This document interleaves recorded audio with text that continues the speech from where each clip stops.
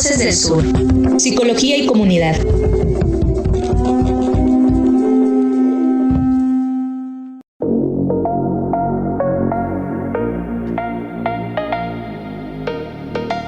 ¿Qué tal, amigos? ¿Cómo estamos? Buenas tardes. Muy buenas tardes. Les saludamos desde la Radio Unicach FM 102.5. Estamos transmitiendo desde Radio Universidad, justamente en la capital de Chiapas. Y el día de hoy vamos a platicar con el doctor Florentino Pérez Pérez, quien, bueno, pues es un escritor, es investigador y además, bueno, pues está con nosotros. Y el tema de hoy es justamente reformar el pensamiento, descolonizar el saber, memoria e historia. Y sobre este tema que me parece por demás interesante, el hecho de que pues ha trabajado lo que es la investigación en términos de descolonizar el saber. ¿Y qué será este tema? Bueno, pues vamos a platicar con respecto justamente a la descolonización del conocimiento, de la memoria, de la historia, y cómo podemos de alguna manera ir reformando el pensamiento que permita un cambio generacional en nuestros pueblos, principalmente en lo que corresponde a todo lo que es Latinoamérica de habla hispana. Así que con su permiso vamos a iniciar y vamos con la primera cápsula que tenemos el día de hoy. Adelante, Eloísa.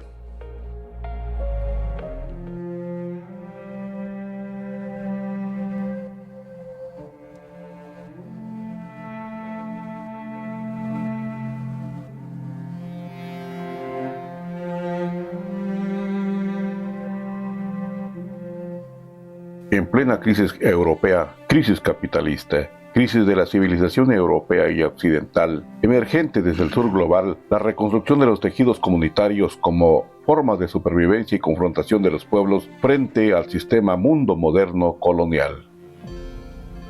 Trataremos de plantear que supone pensar desde el sur, dentro del norte global hegemónico, la cuestión de la recuperación de los saberes que emergen de las luchas sociales y la recuperación de la memoria y la historia de los pueblos desde una perspectiva que evada el eurocentrismo, que supere el colonialismo epistemológico en el marco de la reflexión epistemológica para la subversión y la superación de los debates en el seno de las ciencias sociales occidentales. Las ciencias sociales se extienden hoy como herramientas propuestas desde los centros de poder y los discursos hegemónicos como herramientas de control y regulación. En las últimas décadas, desde diferentes centros de producción de epistemología en el sur global, se han trazado importantes aristas teóricas para la descolonización de las ciencias sociales eurocéntricas. Autores como Enrique Dussel, Ramón Grossvogel, Santiago Castro Gómez, Edgar Lolander o Silvia Rivera Cusicanqui tratan de interpretar el sentido específico que comporta la posmodernidad y la transmodernidad, es decir, las diferentes recuperaciones de la modernidad capitalista, eurocentrista, colonial y patriarcal desde un enfoque de las epistemologías otras, epistemologías y cosmovisiones que la modernidad eurocentrista ha tachado como creencias no científicas, primitivas, salvajes o atrasadas. El proyecto decolonial retoma un modo crítico de pensar la ciencia y establece diálogos constructivos con otros proyectos intelectuales y políticos que emergen desde el sur. La manifestación de los esfuerzos por descolonizar las ciencias sociales se produce en el contexto de las condiciones desplegadas por factores como la crisis de la modernidad capitalista eurocéntrica, la globalización neocolonial y neoimperialista.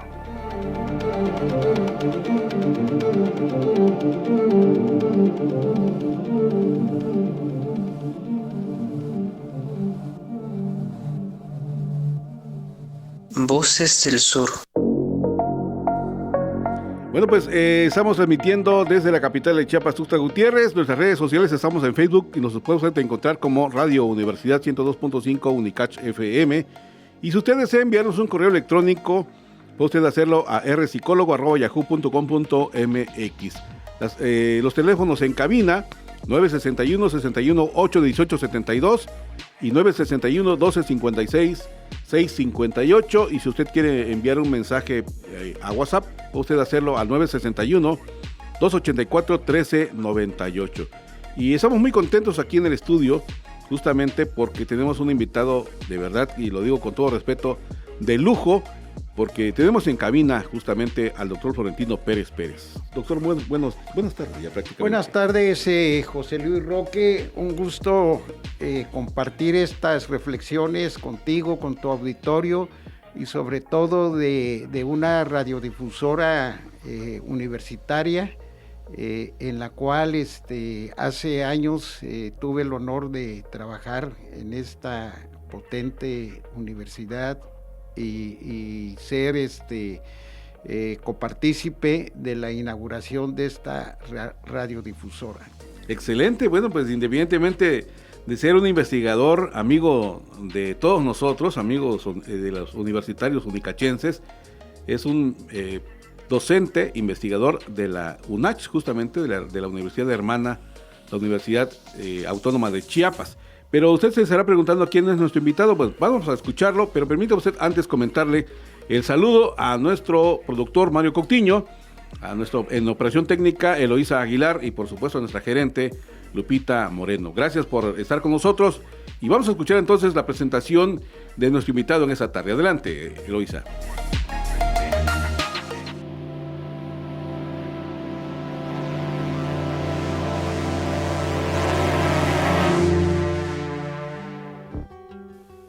Hoy en el programa tenemos como invitado al doctor Florentino Pérez Pérez. Él nació en el año de 1956. Se define como un trabajador de la duda, obrero del intelecto.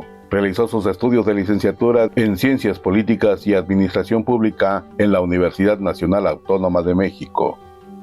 Maestría y doctorado en Didáctica y Formación de Sujetos Históricos en el Instituto de Pensamiento y Cultura de América Latina, IPECAL, y el doctorado en Administración Pública por el Instituto de Administración Pública del Estado de Chiapas. Se ha desempeñado como profesor de asignatura en las carreras de Economía, Pedagogía de la UNAM y en la Escuela Normal Superior de Chiapas, profesor de tiempo completo en la Facultad de Humanidades en la Universidad Autónoma de Chiapas y docente investigador del Centro de Estudios para la Construcción de la Ciudadanía y la Seguridad de la UNACH, así como docente en diversos posgrados de universidades públicas y particulares del estado de Chiapas. Su línea de investigación es la educación, la formación de sujetos autónomos y la construcción de ciudadanía.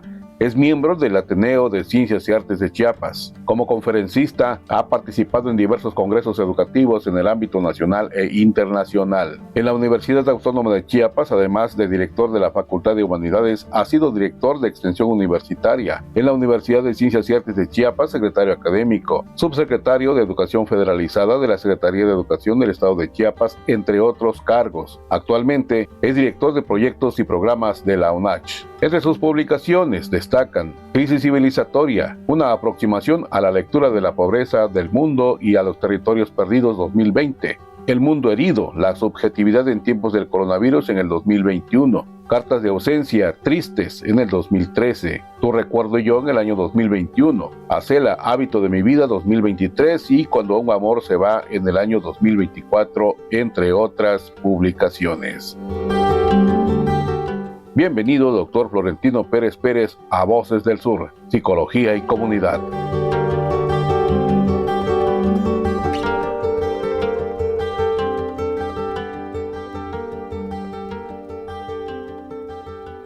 Voces del Sur. Bueno, pues tenemos nuevamente presento a usted nuestro invitado, quienes nos acaban de sintonizar. Se trata del doctor Florentino Pérez Pérez, una persona pues muy reconocida en el ámbito cultural, en el ámbito académico, en el ámbito social, en Tuxtla Gutiérrez y en diversos lugares del estado de Chiapas y por supuesto en el ámbito nacional e internacional, porque también ha asistido, si usted lo escuchó, de manera en diferentes lugares y como ponente en distintos encuentros académicos del mundo, no solamente de esta tierra de Chiapas. Y justamente vamos a platicar sobre el libro que acaba de publicar, Salir a la Luz, que nos da mucho gusto porque es una persona incansable. Ya lo decía él, que es una persona que pica piedra todos los días en términos de cuestionamientos, de preguntas, y vive en esa parte filosófica tal vez, y de estarse preguntando del por qué lo social, por qué lo académico, por qué el conocimiento, por qué la cultura, porque además ha escrito poemas, quiero decirles, aquí entre nosotros. Bueno, pues vamos a platicar, reformar el pensamiento, descolonizar el saber, memoria e historia. Doctor Florentino, gracias por estar con nosotros. El título del programa es muy sugestivo, Voces del Sur, Psicología y Comunidad. Y este sur nuestro, este sur global, que le llaman los epistemólogos que han construido y labrado este pensamiento tan potente que es el pensamiento decolonial, en donde una de sus fases es justamente la descolonización del pensamiento. Yo retomo una idea de Edgar Morin, que sin duda es de los pensadores del siglo XX, junto con Sigmund Freud, para hablar de la disciplina de la psicología, que han hecho aportes importantísimos a la humanidad. Sigmund Freud, con su legado del psicoanálisis, la introspección de la subjetividad, y sin duda nos ayuda a entender y entendernos en nuestras emociones. Pero Edgar Morin hace una obra sumamente grandiosa, el método, le llama él a sus 6 libros, a través de una categoría que es el complexus, que es la interconexión de todo, todas las dimensiones de la realidad en la creación de conocimiento. Él, junto con otro escritor de apellido Delgado, escribieron un libro que se llama Reformar el Pensamiento. Y reformar el pensamiento, me gustó la categoría porque es que nosotros nos cuestionemos por qué pensamos lo que pensamos, desde dónde construimos nuestro pensamiento y cómo este pensamiento está impregnado, está matizado de la noción occidental del conocimiento, y cómo podemos desestructurar esta noción occidental para descolonizarlo y para que tengamos, para que pensemos desde otro lugar, y este pensar desde otro lugar nos permita reconocer a los saberes otros, nos permita asomarnos a la historia, recuperar la memoria de las civilizaciones que pautaron y que se desarrollaron y que crecieron en este territorio de Mesoamérica, y que fueron avasalladas, fueron dominadas por la conquista de hace más de 500 años, ¿no? Despojadas de sus territorios, de su cultura, de su lengua, de sus cosmovisiones, y de ahí viene estas nociones, estas culturas occidentales que fueron también influenciadas por los 700 años de la dominación árabe en España, y que bueno, estamos matizados de lenguaje, de influencia también árabe, ¿no? Entonces, ¿por qué? ¿Qué importancia tiene pensar desde otro lugar?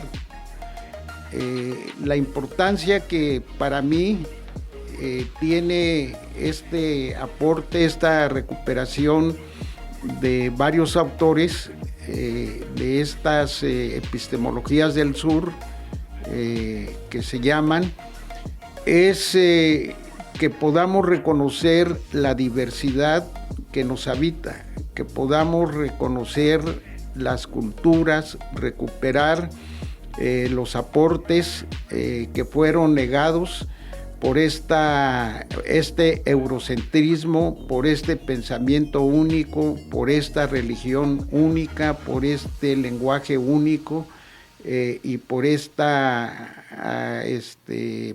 dominación que después de 500 años y ahora que también nosotros como chiapanecos estamos entrando a los 200 años de nuestra independencia, de que se firmó Chiapas libre y nos incorporamos a la federación, pues las preguntas es qué tan libres, las preguntas pertinentes es qué tan libres somos, ¿no? En términos de pensar, en términos de actuar y sobre todo en términos de construir y reconstruir realidades sociales, de repensar las culturas, de resignificarlas y que podamos hacer una pausa o varias pausas en esta sociedad posmoderna, en esta sociedad de crisis civilizatoria, capitalista, del modo de producción capitalista, pero también del modo de consumo, y que, por ejemplo, cuando naveguemos por el Cañón del Sumidero, veamos el escudo de nuestro estado y nos demos cuenta de que ese escudo no nos identifica. No nos identifica porque tiene castillos, tiene 2 leones, tiene una corona y bueno, es símbolos, por ejemplo, de la dominación y de la conquista, ¿no? Pero también el navegar por ese río, el Río Grande, hoy el río Grijalva fue uno de los conquistadores, y en qué momento perdimos los nombres originales de nuestros territorios, en qué momento perdimos nuestras lenguas, en qué momento dejamos nuestros conocimientos y lo que decía este extraordinario historiador Jean de Vos, con la paz de Dios y del Rey y la espada, la pólvora, el arcabuz, nos conquistaron, nos dominaron y nosotros aceptamos, los descendientes, los mestizos, la subordinación voluntaria, ¿no? Entonces se trata de repensarnos desde otros parámetros, desde otras epistemologías, desde otros lugares. De eso, mi estimado José Luis, es la provocación al pensamiento de que ¿por qué hablamos del Palacio de Gobierno, por ejemplo? Efectivamente, por decir algo, ¿no? Cuando en nuestro lenguaje no era la noción de palacio, pues no éramos monarquías. Estuvimos siendo parte de una monarquía, de la monarquía española, pero las civilizaciones que habitaron esta región, estos territorios, los pueblos originarios, pues tenían otra forma de organización social, ¿no? Entonces, no es una nostalgia de lo que fuimos y ya no somos, sino es de cómo hurgar en la historia, en la memoria, en nuestras raíces, para que podamos hacer un nosotros, no una otredad, sino un nosotros, en la diversidad, en el reconocimiento de las lenguas, que ya, lenguas originarias que ya reconoce nuestra Constitución del Estado. 12 lenguas reconoce, pero hay una que todavía no está reconocida, que es el jacalteco, y hay otras lenguas que las migraciones de otros estados, han formado comunidades y hay hablantes de lenguas de origen oaxaqueño, por ejemplo, ¿no? Entonces creo que la diversidad, estoy convencido, y los aportes de estas civilizaciones, que no fue la civilización griega, la persa, la romana, sino fue también la civilización maya, la civilización inca, estas grandes culturas, las que hicieron también aportes significativos a la humanidad. O sea, el conocimiento es universal. Aquí el calendario, el contar el movimiento de los astros, las obras hidráulicas de Palenque, por ejemplo, de Machu Picchu, de cómo captar y almacenar el agua, los grandes constructores, el maíz y otras plantas medicinales también o comestibles, fueron sin duda elementos fundamentales del buen vivir, de la armonía con la madre tierra. Hoy nos dicen que la noción occidental de que el hombre tiene que dominar la naturaleza y nunca la va a dominar, ¿no? La naturaleza, la tierra es un ser vivo, y para los pueblos originarios tenía una noción sagrada, los 4 puntos cardinales, la religiosidad, pero no moniteísta, sino politeísta, lo sagrado, sentimiento de comunidad, de trabajo colectivo, sí, de estratificación.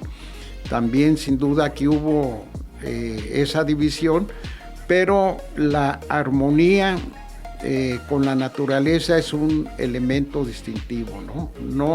No dejamos de lado de que fueron pueblos también guerreros, pueblos de conquistas, de que hubo el cobro de tributos, entre otras cosas, pero el estilo de vida y la armonía con la madre tierra, los conocimientos y los aportes, como lo he dicho, y la diversidad lingüística, cultural, los tejidos, las artesanías,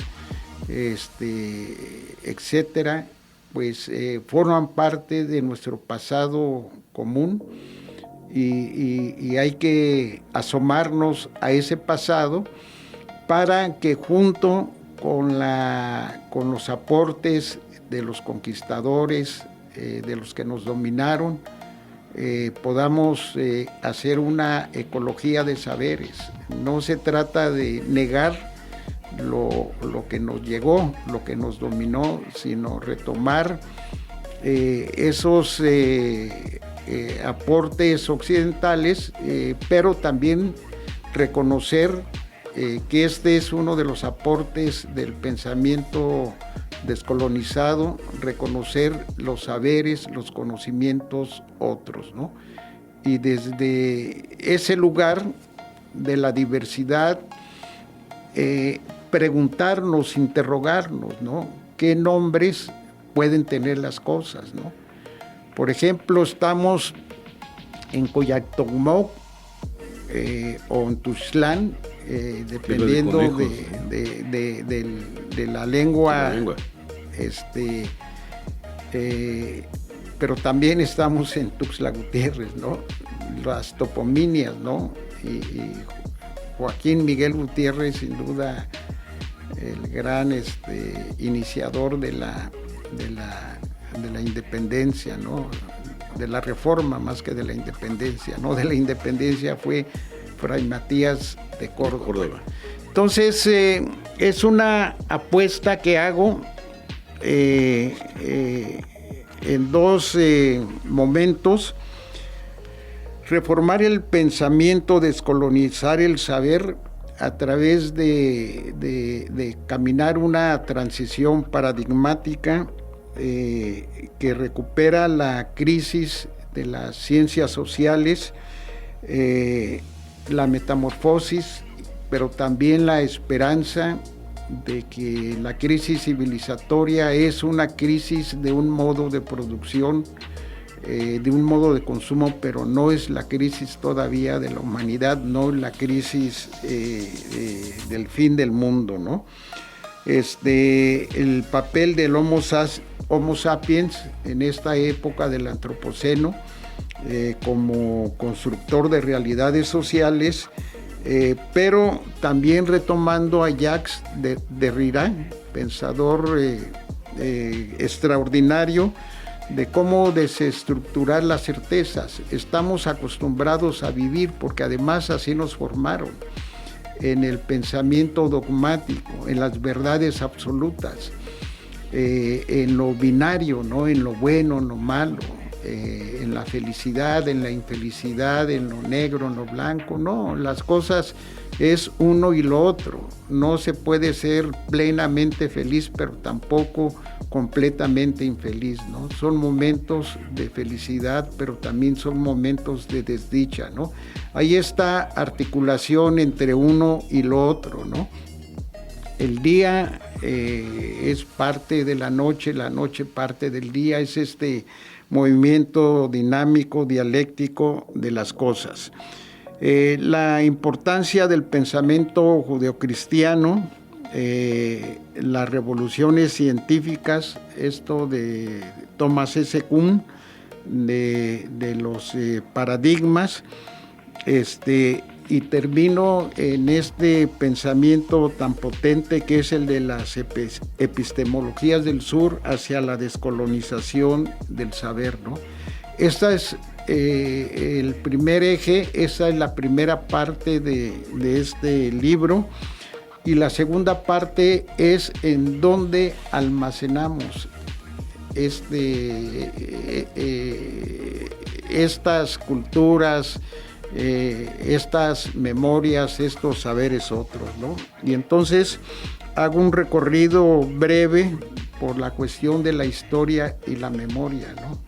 Somos la memoria que de nosotros se tenga, y somos la memoria que de nosotros se tenga también, ¿no? La memoria es parte de nuestra morada, nuestro tránsito terrenal, y creo que también tanto una como la otra, es decir, la historia y la memoria, son lugares donde almacenamos o no, porque también somos desmemoriados, los conocimientos y los saberes que nos han constituido. Esos son los dos ejes de este libro, que para mí es un punto de partida en donde recupero a los pensadores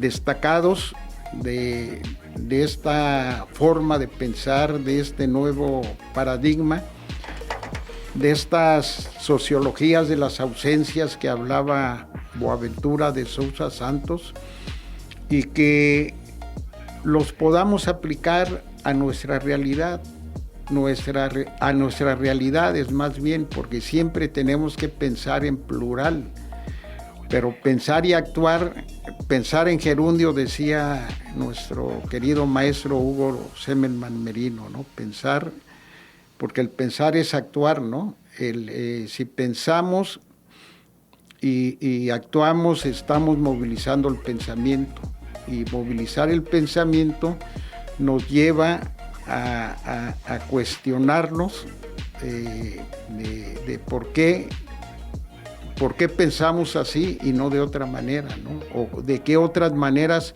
podemos ordenar, educar a nuestro pensamiento, qué otras fuentes podemos abrevar de consulta, de lecturas, para entender este mundo globalizado, este mundo posmoderno, este sistema mundo que sin duda es totalmente distinto al mundo del siglo XX en el cual nacimos. El siglo XXI pues tiene una complejidad, pero también tiene una suma de crisis, ¿no? Que es una relación sindémica que se le llama la crisis de crisis, ¿no? Salimos apenas de la crisis sanitaria y entramos ya en la crisis del calentamiento global.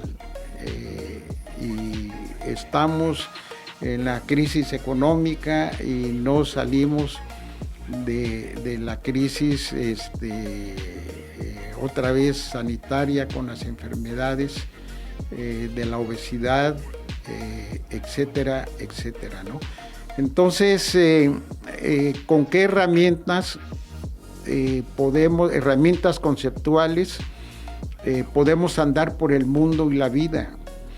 ¿Con qué herramientas conceptuales podemos reconstruir nuestro tejido totalmente lacerado por la sinrazón de los conflictos entre los pueblos, por el agua, por ejemplo, que bueno, ahí sí hay una razón del conflicto, ¿no? Que es el agua, que es la otra crisis, ¿no? La crisis hídrica, la que nos está alcanzando ya, pero la crisis por los territorios, la crisis por las lenguas, bueno, no por las lenguas, sino las crisis más bien por la penetración del crimen organizado, ¿no? De estas situaciones que veíamos muy lejanas, que se daban en Colombia, se daban en otros países, pero de unas décadas atrás, pues hemos sido víctimas de estas formas de degradación y sobre todo con estas migraciones, con este trasiego, que evidencian sin duda una crisis humanitaria, una crisis civilizatoria, ¿no? Una crisis epocal. Pero por el otro lado tenemos el norte global, donde coexisten tres grandes potencias, ¿no? Que es Rusia, que es China y que es Estados Unidos, ¿no?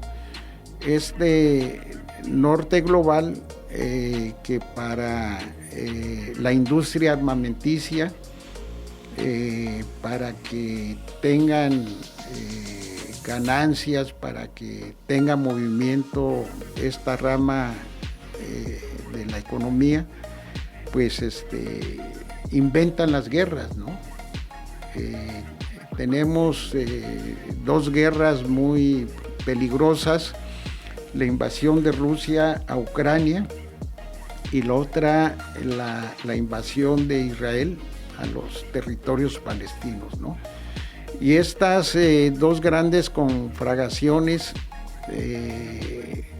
pueden ser el preámbulo, ojalá esté equivocado y espero estar equivocado, de una tercera guerra mundial, ¿no? De una conflagración sin duda de consecuencias impredecibles. El norte global está abrumado por lo poshumano, se ha dejado de pensar, se ha dejado de alimentar el mundo simbólico,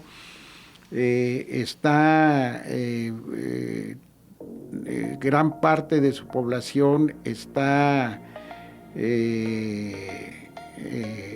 sumida en las adicciones, y ahora con esa droga tan potente del fentanilo, perdieron el horizonte perdieron la utopía, perdieron el deseo de vivir, ¿no? Entonces, sociedades que sí tienen un desarrollo económico importante, pero que el florecimiento de lo que fue la cultura en términos de la música, de las artes plásticas, del teatro, se ha venido disminuyendo y prevalece el individualismo, prevalece la soledad, son familias que tienen uno, máximo 2 hijos y a veces ninguno, pero que se refugian en las mascotas, en los gatos, en los perros, y van sobreviviendo, van llevando la vida en esa desolación de que ya no ven futuro, sino solo esperan el tiempo final, ¿no? Porque además es una sociedad que ha envejecido, sociedades que han envejecido, pero donde está también siendo el laboratorio, el germen del pensamiento conservador, el pensamiento neonazi, el pensamiento totalmente absurdo, ¿no? Absurdo porque ya demostró sus alcances en la Segunda Guerra Mundial, ya demostró sus fracasos y es este pensamiento neoconservador que lamentablemente llegó a Argentina en la figura de Milei, que es arrasar con lo que quedó del estado del bienestar y que pregonan la prevalencia única del mercado, ¿no? Que sea el mercado el que regule y no el Estado, ¿no? Acabar con el Estado, acabar con el Banco Central, acabar con las instituciones y bueno, es un fantasma que recorre el mundo, el fantasma del pensamiento neoconservador y que todo esto es parte de este mundo de la posmodernidad, de donde se acabaron los grandes relatos, las 3 grandes religiones pues están en crisis, han florecido otras expresiones espirituales, algunas muy peligrosas como la luz del mundo, por mencionar algunas otras, bueno, entre otras, y que han estado asociadas a la política. El caso de Colombia, el caso de Argentina, de Costa Rica, donde la luz del mundo tiene prevalencia. Bueno, acá en Guadalajara, también una presencia. En algunos municipios de Chiapas. Sí, y ya no digamos en nuestro estado, ¿no? Entonces, no es una narrativa pesimista, José Luis.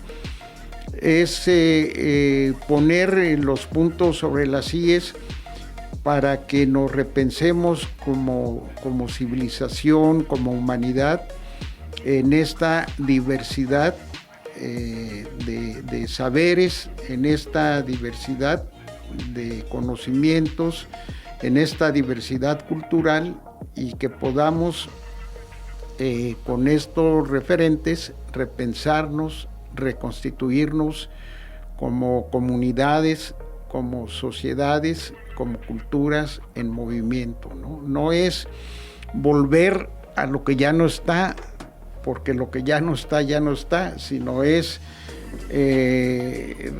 recuperar las expresiones, los conocimientos, las culturas, la música, la alimentación, que ahora se le llama gastronomía, los tejidos, la cuestión espiritual, las fiestas, los ritos, conjuntamente con con lo otro, ¿no? No desplazar al otro. ¿Por qué en nuestras fiestas patronales de repente nos llegó la música norteña, ¿no? La música que hace apología El narcotráfico. al crimen organizado, ¿no? ¿Por qué y qué pasó con nuestra marimba, nuestro instrumento identitario musical? ¿Qué pasó con la música, con la etnomusicología, con el arpa, con la guitarra, con el tambor y pito, ¿no?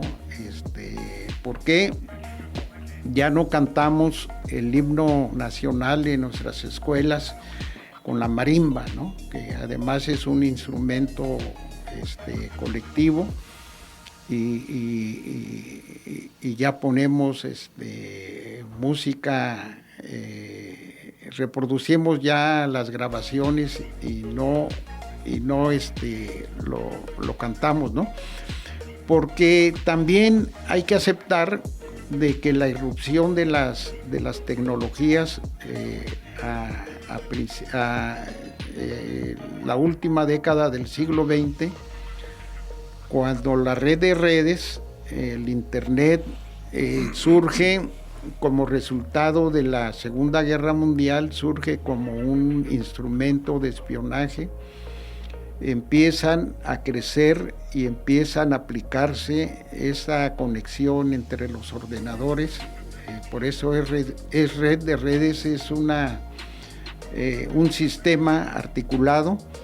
Se generan estas plataformas digitales, se generan los buscadores, pero también las redes sociales van acabando con la conversación, con la plática, con el intercambio de palabras. O sea, nos vamos quedando, se va agotando la forma de platicar, esos ritos de la charla en torno al café, o en torno al pozol, en torno al chocolate, y nos platicamos a través de las redes, ¿no?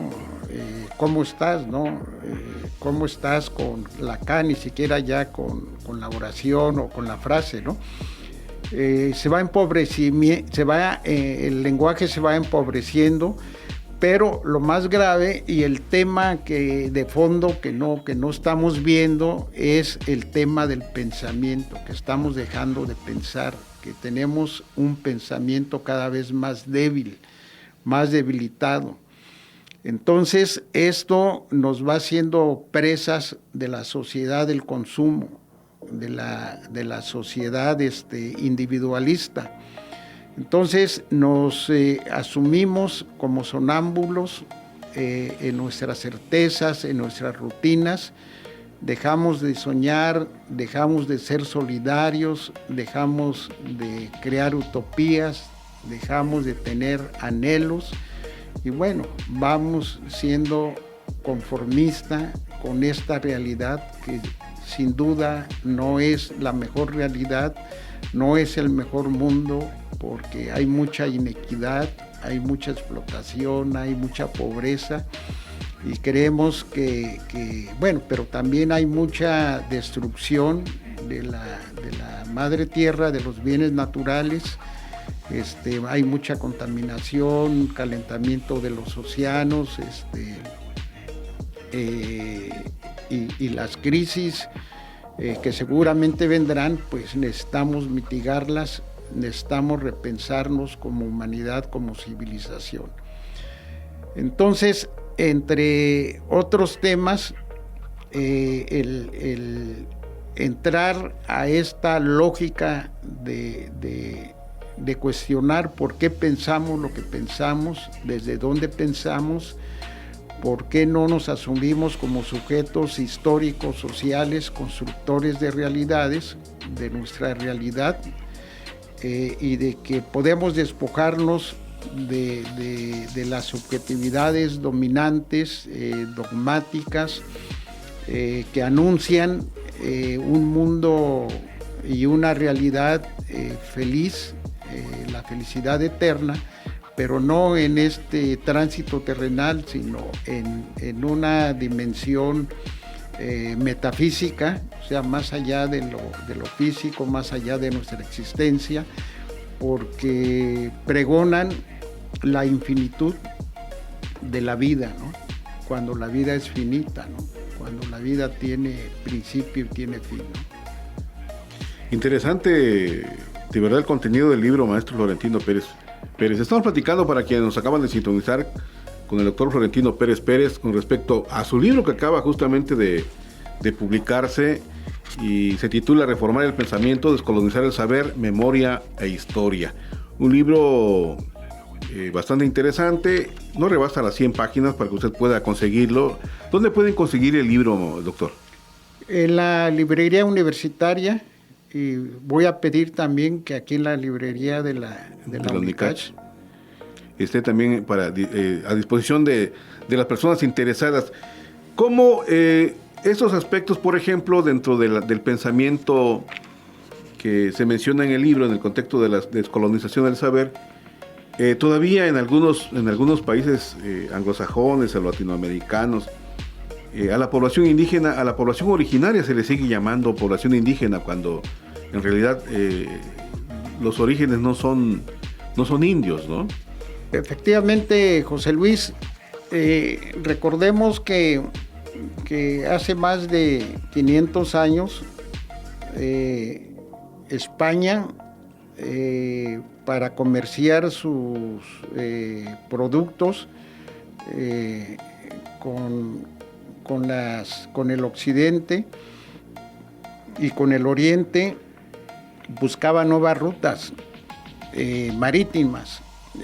Ese era el vehículo del comercio, el comercio marítimo, y la primera navegación que hizo fue Américo Vespucio. Américo Vespucio llegó hasta Tierra del Fuego, lo que ahora se conoce Tierra del Fuego, y es el primero que tiene la noción de estos territorios que hoy conocemos como América Latina y el Caribe.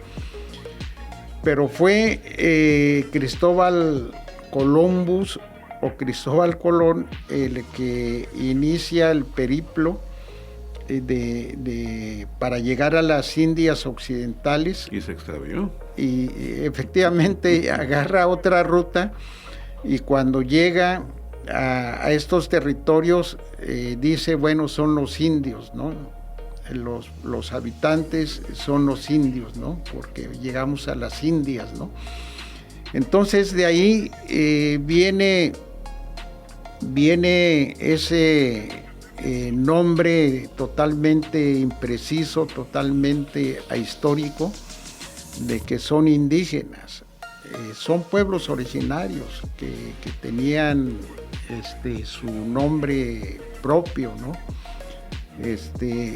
Pero que fue despojado, y genéricamente a todos se nos uniformó como indios, salvo a los que no éramos de pueblos originarios, sino nacimos de la cruza de indio con español, indio entre comillas. Indio mestizo. Sí, que con español, que somos los mestizos, ¿no? Pero también llegan los afrodescendientes en su calidad de esclavos, ¿no? Que es la otra raíz que nos configura en esta multiculturalidad que somos. Pero de eso se trata la descolonización del pensamiento, ¿no? El despojarnos de estas nociones erróneas de la historia, de estas nociones imprecisas de que somos indios, y que como indios, incluso en la época de la colonia, estuvo el debate teológico de que si tenían alma o no tenían alma, si eran hijos de Dios o no eran hijos de Dios, ¿no? Solo faltaba que si eran humanos o animales, ¿no? Efectivamente, ¿no? Entonces, son esta suma de agravios con los que no podemos vivir, ¿no? Estas especies de pesadillas para que haya dignidad como seres humanos, ¿no? Como no son dialectos.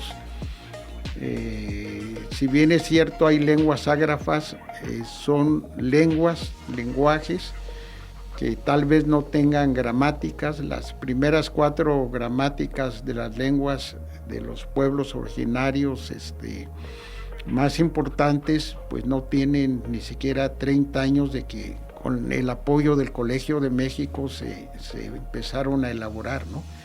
Entonces, son descendientes de civilizaciones, son pueblos originarios, son choles, son tzotziles, celtales, zoques, mames, tojolabales, entre otros, con lenguas maternas, con cosmovisiones, con cosmogonías y con aportes, ¿no? Pero también somos mestizos, también hay población alemana, población china, japonesa, afrodescendientes, que entre todos formamos este conglomerado, este mosaico de la diversidad cultural, de lo pluriétnico y lo multicultural, ¿no? Que es lo que la descolonización reconoce en la reforma del pensamiento, ¿no? Por supuesto, eso es interesante y hay que reconocer, no sé si está de manera correcta, doctor Florentino, en el hecho de que de manera paralela, por ejemplo, el pensamiento ha permeado entre las poblaciones originarias y se asumen como indígenas, ¿no? Por un lado, pero por el otro, el hecho de sus costumbres, el hecho de sus ritos, de sus tradiciones, de su cosmovisión, ha crecido de manera paralela a estas influencias colonizadoras, por un lado, y que ese esfuerzo que hacen ustedes como escritores, como investigadores, de alguna manera tiene que dar en el clavo para ir cambiando ese pensamiento, reconocer en dónde estamos, a dónde vamos y por qué estamos, qué es lo que tenemos realmente. Creo que esta dimensión que ustedes de alguna manera vinculan a través del proceso de análisis del pensamiento y de la descolonización debe generar espacios, debe generar criterios, debe generar proyectos que permitan ir de alguna manera fisurando este mundo que todavía sigue colonizado y que todavía sigue el hecho del poder patriarcal, por ejemplo, del poder hegemónico incluso, que afecta a todas estas poblaciones que usted acaba de mencionar. ¿Qué estrategias propondría usted, independientemente del pensamiento, de analizar y reflexionar en dónde estamos parados, se pueden aplicar para el sinnúmero de culturas que existen en Chiapas? Bueno, la educación, José Luis, sin duda es un instrumento fundamental, estratégico. La educación, pero no la educación colonizada, no la educación colonial. Y creo que aquí, en el modelo educativo del gobierno federal, en la nueva propuesta educativa que es la nueva escuela mexicana, hay un paso importante del reconocimiento de la diversidad, el reconocimiento de las culturas. El lenguaje, nuestro lenguaje, el lenguaje único, el castellano, el español, tiene, que es el lenguaje colonizado, lenguaje único que nos impusieron, tiene un dispositivo de control que es la Real Academia de la Lengua Española, creada en 1713 y que es la que regula la forma de hablar, la que nos dice cómo debemos de hablar. Para ella, las formas dialectales que tienen las lenguas chiapanecas, pues por supuesto no sabemos hablar, ¿no? Y de ahí vos. Y de ahí pues vos. Y después vos. Tío, tía, míralo, véalo vos. No nos reconocen, pero nosotros no necesitamos reconocimiento. Porque también, volviendo al tema de este instrumento tan importante, tan estratégico que es el de la educación, si logramos descolonizar los contenidos educativos y abrir la escuela a los conocimientos otros, a los saberes otros, creo que podemos irla despojando de ese tinte colonialista, de sujeción, de servidumbre, en donde la obediencia, en donde la memoria, en donde el repetir a través de lo que dicen los libros o los contenidos, grabárselo de memoria y repetirlo sin cuestionarlo, es la pedagogía tradicional que prevalece. Hay experiencias importantes en Ecuador, en Bolivia, en Perú y aquí mismo en México y en Chiapas, de propuestas educativas contrahegemónicas, descolonizadas, y creo que, bueno, en el caso nuestro fue la semillita del sol lo que empezó a germinar allá en los territorios autónomos zapatistas. Sí, de dominio zapatista de Chiapas profundo, que dan fe o que dan testimonio más que fe de que es posible otra forma educativa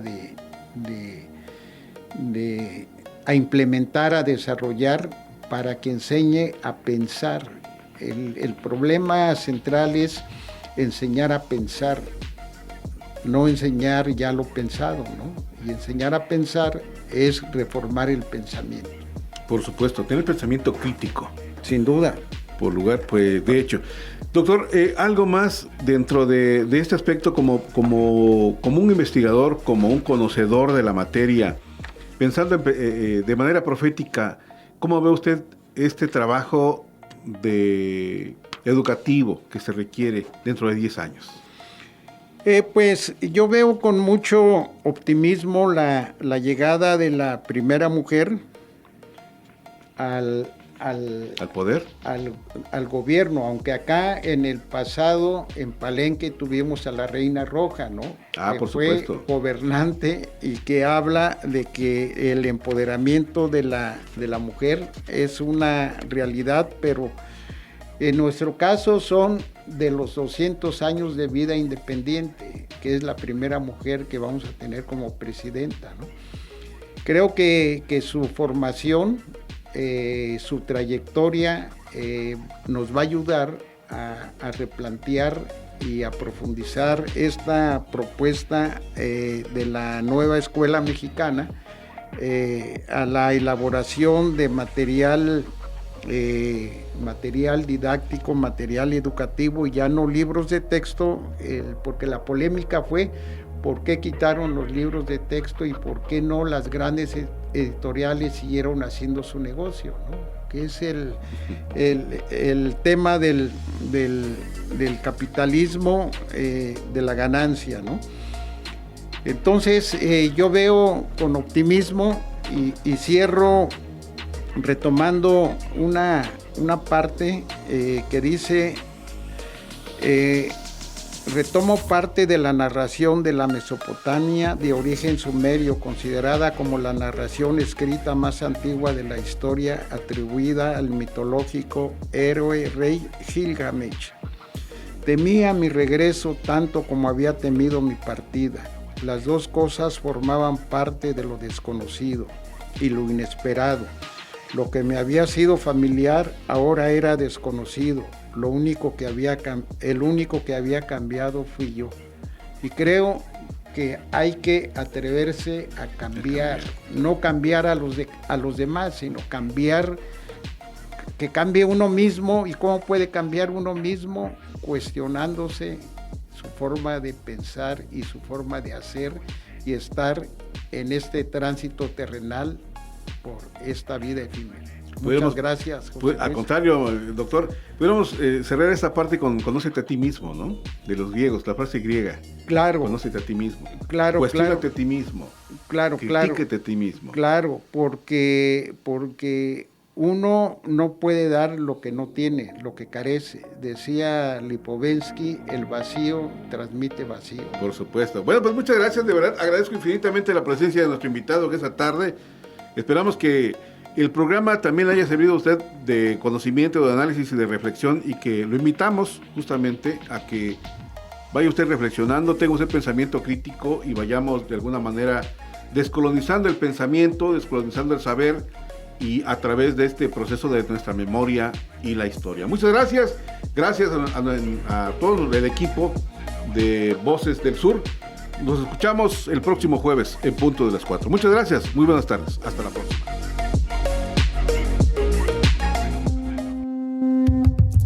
Voces del Sur, Psicología y Comunidad es una producción de la Facultad de Ciencias Humanas y Sociales en coordinación con la XHUCAH 102.5 FM, Unicach Radio.